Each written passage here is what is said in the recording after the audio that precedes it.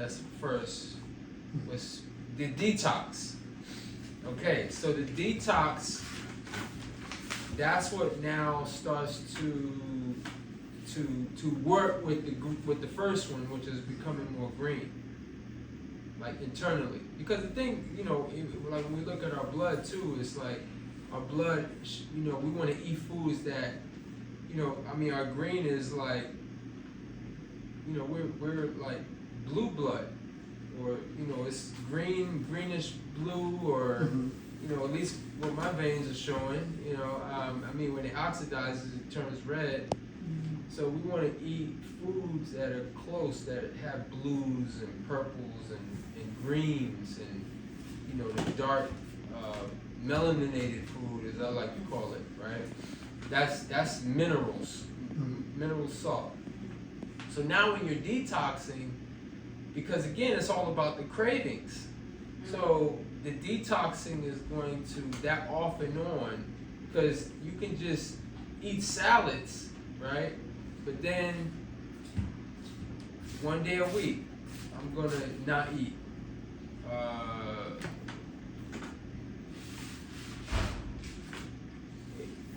Or once a quarter, I'm gonna do a 3-day, 5-day, 7-day fast. So what that does is that starts to accelerate the healing and regeneration, because the body is always going to try to self-heal. It's always doing that, and this food thing is this food is like it should be, well, it really is a love-hate relationship that we don't know, that we don't realize, because the love is obviously okay. We eat food to sustain ourselves. We enjoy it.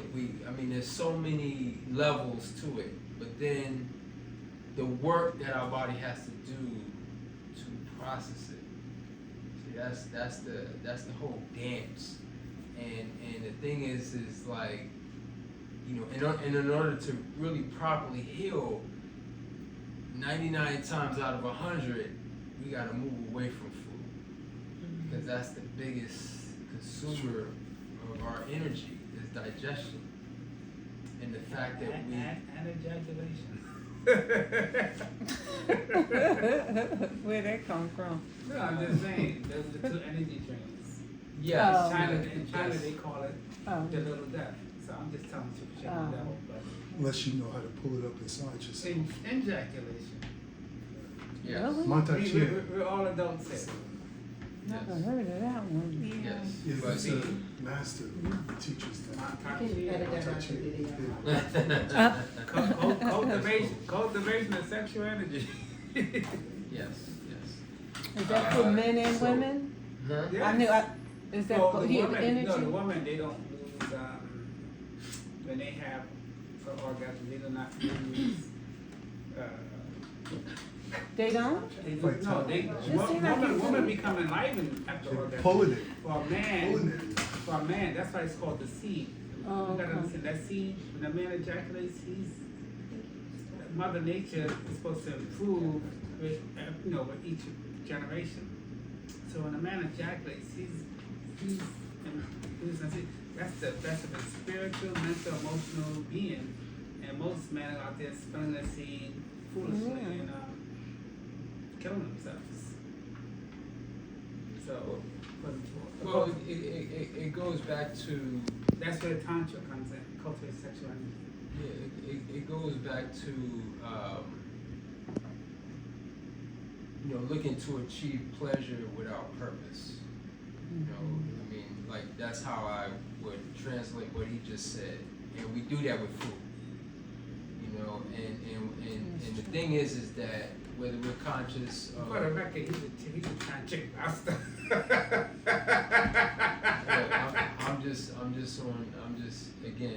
this is all about me. Makes sense, natural. Yeah, this is all about just Yeah, it's just like life. filling Like, up your energy leaks.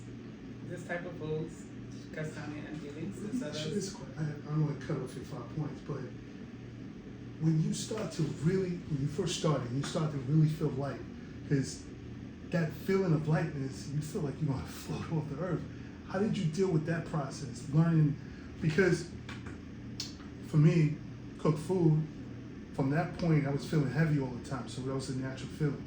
Once I started to really try to cleanse, I started to feel that lightness. How did you, Well, but Did see, I ask that that's question part properly? of I know I totally, but that's part of what we are talking about in terms of when when you go when you start to level up, right? Like what you're saying is like, man, you're feeling this, and what I would say is a sensitivity. See, when you're eating heavy food, or you having too much sex, or you're taking recreational drugs, or even prescription drugs, it's a numbing. We take, even like if we look at drugs, for example, right? One of our greatest assets as human beings is being able to have the sensation of being able to feel pain. Pain is like our body conversing with us, to saying, look, you're doing something wrong. And to go and numb it is to numb basically your life force, because it's your life force that's sending these signals, right? So again, that's a level. So when you start doing the things, drinking, eating once a day, drinking juices, communing with nature, all of the things that are going to regenerate your body, bring more sensitivity, raise that vibration. It's like when you start to, you can't, it's a dance, because you're going to, level up, but then you don't want to, like you said, floating. So you're going to eat, and there's going to be a balance. So it's just about really determining what that balance is for you, and how that's going to not take you completely off the rails, where, it's just like anybody with anything, whether you like to smoke marijuana, or you like to eat cooked food, or you like to have sex every day, or whatever that looks like. We're all, this body is what us, because, in my last stream, or one of my last streams, I talk about your spiritual body versus your human physical body. And I say, which one is in charge? Because if our spiritual body is truly in charge, then we shouldn't be feeding this animal in a way that we should see it as an animal, and we need to tame the animal. And the thing is, like, if we want really, and the irony is that really, if we want really the true joys of that this physical life promise, the spiritual body got to be in charge. So the thing is like, as you level up, as you fast, as you and again, when I talked about like how I can support you, or how you can support me, is allow me to support you, because again, I've been through that. I've been through these phases, right? And just to see people like begin on the path or the journey, it's like I already know where you're going, and it's like I can kind of keep you on the righteous path, for lack of a better term, to keep to stay, to maintain, and to even continue to evolve. So that's did I? Yeah, you did. Okay. Yeah, you took me back to a lot of places. Okay. Because my first book that introduced me to it was I was 18 years old. No, I was a little older. I was probably in my 20s. I was in my 20s. I read a book by Keith Wright. It was called Spiritual Health Nutrition book. I had never heard anything like that. Because up until that point, where I came from originally, eating good was getting whatever you could get, whether it was Chinese food, a hero, 40 ounce of beer, whatever, So it was filling your stomach up. So here I'm reading this thin book, because I lived in Coney Island, grew up in Coney Island. And the guy was saying, don't eat red meat. Like, what? So that was that path. But also what you said about that animal. And that's how I always described it. It's kind of like beating it into a cage, Yeah. protective cage, and leave it there. Once it's out, man, Yeah. I'm going crazy. Yeah. All right. So let me finish up the 5. Yeah. I did the green, the detox. What was the other one? Educate yourself. Okay, so educating yourself. That's a constant, because that. I mean, and the thing is that can be tricky, because there's a lot. Even on the raw food umbrella, there's probably at least a half a dozen philosophies. Right. There's on one hand there's vegetarian, fruitarian. Oh, yeah. There's the superfoodists. There's the juicitarians. There's the keto, high fat folks. I'm like, my thing has always been, everyone has a truth. I feel that going in one direction for too long is there's no balance there. I feel that it's deeper as far as the cycles, the rhythm and cycle of nature and the environment that we live in. You have to consider that,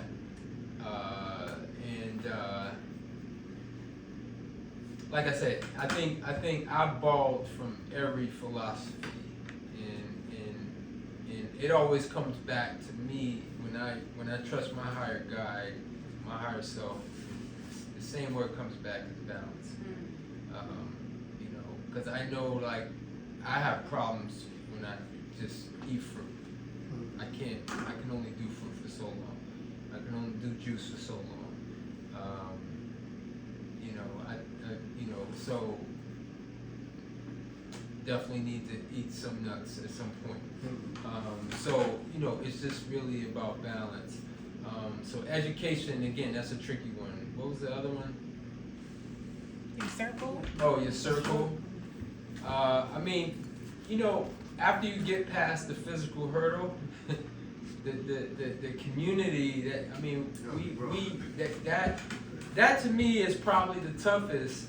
If I had to put one as the toughest hurdle is your circle, because I mean, if this can be a lonely path. I mean, does your partner eat like you or eat similar to you? Is your family? We got traditions. We have anytime you go to a wedding, a funeral, or a graduation, it's always food. It's always that numbing. Yeah. Strong food, strong drink. Your solution to those situations is well, you gotta stand on your square. You gotta stand on your I square. suggested that you bring your own food. Well, that's part of standing on your square, because when you stand on your square, you bring your own food, or if there's a caterer, there's like, okay, we need to have a little corner over here, not again, this is all inclusive, and the thing is like, what I found is that when you stand on your square long enough, people start to respect that. People really begin to respect you. They respect that, and it's not because one of the things, I mean, peer pressure is real, and when we find ourselves, it's just like, okay, you go out with your coworkers, and what do they want to do? They want to get numb, right? So what is it, alcohol or whatever it is, and you say, you know what, I'm gonna have club soda, or I'm gonna drink water. Oh, you're not getting numb with us? like, you know, it just throws the whole mood off. But again, it's a choice, because the thing is, you know, there's always pain and pleasure. You know, life is this dance between pain and pleasure, and I say, you know, the good pain is discipline. Yeah. When you discipline and you get in front of the pain, there's nothing but pleasure waiting for you. But if you put pleasure first with alcohol and cooked food and this pain is sure to come. Yeah. It's sure to come. So again, just having these like thoughts and you know, just having these things in your head and understanding, you know, that whatever uncomfortable situation, because that one is big. You said education, circle, the chef. The chef. So you gotta at least be able to make a good salad. That's what I'm saying. You ain't gotta, you know, be like Chef Kepra, you know, doing all the fancy sprouting. And a good smoothie. A good smoothie and a good salad, and I think that you should be able to, you know. But yeah, I mean, you wanna. I mean, these things are not that difficult at the end of the day. We'll be able to really cover some ground, you know, by this time on Sunday. So I'm excited about that. What else did I want to say? I have a question. Sure. How do you think we've gotten so far away from this intelligence in our body? Like, how come, like, I'm 50 years old and I'm still learning, well, I'm still learning, and just the people around me, it's foreign to me, but it's even more foreign to them. I mean, I'm starting to get it. I'm like, how do we get so far away from this? I don't understand. Like, how do we get so far away from, if I say, oh, I'm eating raw food, they looking at me like I'm the problem. Like, I don't understand that. Well, I go back to what I said a little earlier. You know, it goes back to your spirit and your spirit body and your human body. See, when your human body is in charge, you know, it's all about pleasing that. It's like there's no awareness of your spirit self. You know, so when you're human, when this physical body is in you know, leading the charge, it's like, you know, we want the most decadent food, we want the most strongest or stimulating drink. Everything is about pleasing the physicality. And when your spirit, or I like to say your God body, or that's really creating the God body, is the spirit body got to be in charge. So it's like, because again, we want delayed pleasure. We don't want pleasure now. We want the ultimate pleasure, which is delayed pleasure from discipline of saying like, look, I'm just gonna eat raw because when I'm 70, I want to be able to do a squat, or I want to be able to get up out the bed without somebody, you know, I'm going to be able to use all my faculties when I'm 70, 80, And you 90. want your private parts to still work. Without Viagra. Exactly. I want all my functions. Yeah. You know, I want that pleasure. You know, so when I look at people that and even people who are on this path, you know, and there's levels because, you know, being in this community and doing this for now over 2 decades, you know, again, there's just levels and layers to it. It doesn't, you know, we always at least should be continuing to evolve and continuing to raise our sensitivity, because when we raise our sensitivities, we become more aware of everything. Everything becomes, how can I say, you know, it's just so big, you know, it's like, you know, you go, like we can all go in nature, right? But if we lived in nature, we would just naturally be more in tune. We would know what that sound is, and we would know what that branch, or this plant, or this, or that, you know, it would just be a whole language that would be communicating with us that we're totally foreign to. Now we can go step out here, and we can kind of we're in tune with that, right? But you know, with being on this path and this journey, and especially with like, so you gotta be kind of like, you know, when you're dealing with folks. I mean, we all know who we're dealing with, and the thing is like, you know, when you start to move up and level up, a lot of times those relationships gotta level up, you know, and sometimes like, you know, the folks that are on that, you know, look, I'm going here, I'm trying to do this, I'm trying to elevate on this level, and I mean, if we don't have nothing to talk about, then we don't have nothing to talk about. I mean, so I know how hard it can be. I've always said that I think it's harder for women. I mean, that's my theory. I don't have no evidence really, other than my anecdotal experiences.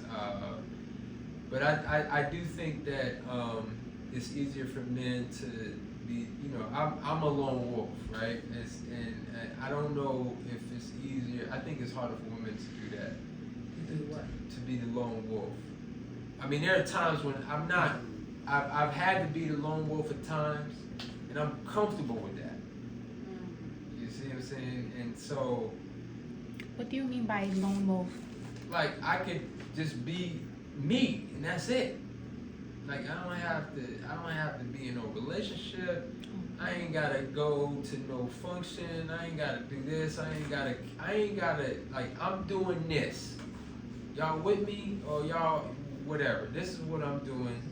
So again, life had it so that, okay, you gonna be with people, but you gonna be serving these people. You gotta, since you didn't, you know, you didn't took this path, then now you have to be that inspiration for people. You have to show people that, okay, that not only is this possible, but you're gonna be the leader of that. And so, you know, I'm fine with that. But, you know, sometimes that can, it's not that is necessary to be successful. That's what I had to do to be successful.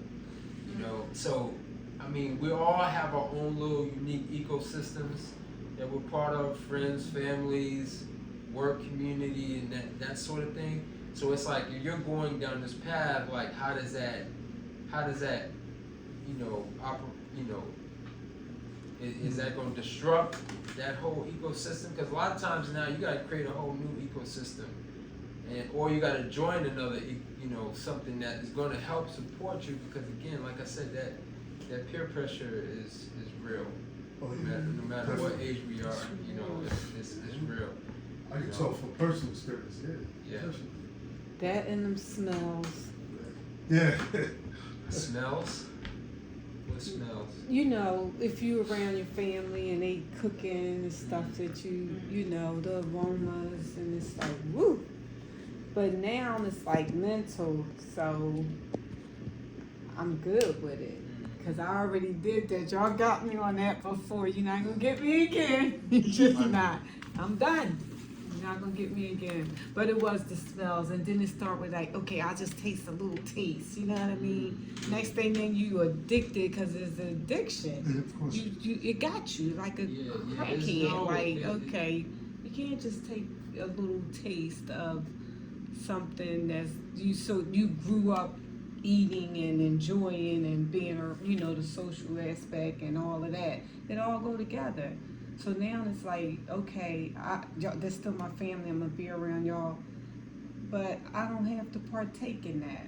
I'm gonna be making my own food, my own dishes. I'll be bringing my own stuff with me, so I'm good. Yeah, and what you do, a lot of times is you force them to. Yeah, try some of this. Right, You know? but it can make them really uncomfortable because it's just so easy to say, well, why don't I mean, we drink this, we eat this, and you know how this tastes. This is good, and you choosing. Again, it can make, because it's like nobody wants to go down to the depths of hell by themselves. Nobody wants to go to hell by themselves. It's like if I'm gonna get drunk, it's no fun getting drunk by yourself. Or getting high or getting numb off of heavy cooked food. Yeah. It's no fun. But it's just so interesting that how you can really not only force people to really look at themselves and their death habits. Mm-hmm. You know, but then it just they'd rather be angry. They'll get angry. And it just goes. When you following truth and light, it's not meant to be popular. I have a question. What was your, because I'm quite sure before you did better, you knew better. What was that triggering point or moment that made you say, I'm not going back and forth anymore? Well, did you ever go back and that was forth? my earlier question. Yeah.